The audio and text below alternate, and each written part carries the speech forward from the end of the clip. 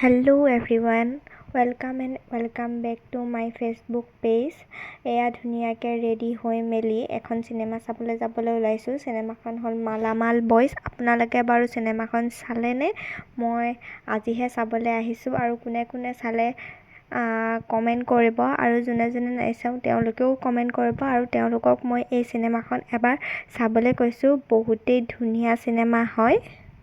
আজিকালি Assamese film ইণ্ডাষ্ট্ৰিটো ইমানেই আগবাঢ়ি গৈছে, সেইটো কাৰণে মনটো বহুত বেছি ভাল লাগে।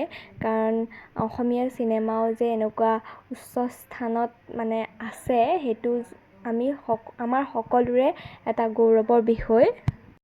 সিংহৰ পৰা তোমালৈ বুলি কপৌ ফুল আনি দিব খোজা এই সুন্দৰ সুঠাম বালকজনক তুমি মাৰিলা।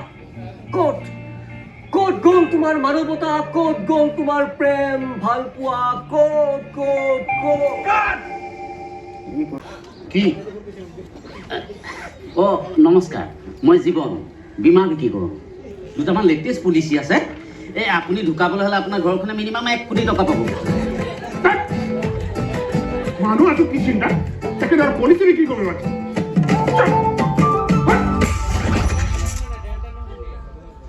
চিনেমা চোৱাৰ মাজতে আমি পপকৰ্নো খাই ল'লোঁ আৰু চিনেমা চাই থাকোঁতে পপকৰ্ন খোৱাৰ আমেজটোৱে বেলেগ, সেইটো কাৰণে আমি পপকৰ্নো খাই ল'লোঁ চিনেমা চাই থকাৰ মাজে মাজে।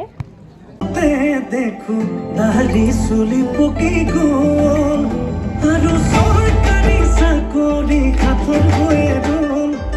কিবা এটা কৰিম বুলি ভাবোতে পলম হ'ল। দামী ফুলৰ বটল আজি সপোন হৈয়ে গ'ল। তছে পিছে তুলি আমাৰ পাৰ্টিছো মিছাতেই।